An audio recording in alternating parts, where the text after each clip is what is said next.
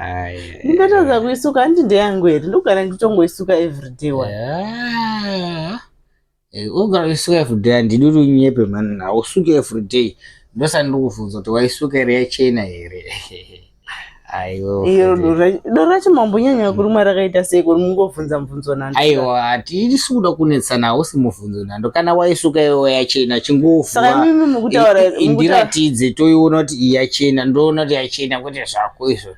Kuti saka mukutaura kuti munondoona ndakasviba everyday. Tinombopesana papi, hana kuti une tsvina ndozoti unogeza ndosaka ndakati kuda ndabvunza kuti waisuka here yachena here, wakutoti zvetsvina wakupopota wakutoka doro rangu ndiri kubvunza yachena here chete. Zuro taidhakwa kurumuko umwe wangu akarutsa ona nedoro irori kwezva vanongoti pachikafu kameti katotsikira pasi meti ya ndiri kubvunza kuti waisuka here meti yachena here meti yangu waisuka meti yandoida yakarutsirwa meti yawaisuka yachena here. Kana mukutaura zvemeti iri panze apa muna kuiona iri panze ndaisuka iripo panze apa.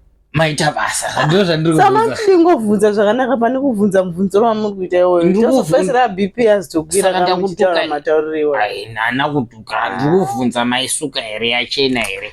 Meti yangu yakarutsirwa nevakomana nezuro takadhakwa kurumu kwedu, but handisingafungiri unoiwa chaika chena kana mai iripo panze. Ndakuigiraiwo mafruits arimo mufiriji mupaper bag amongodyawo maita basa maisuka yachena nditi.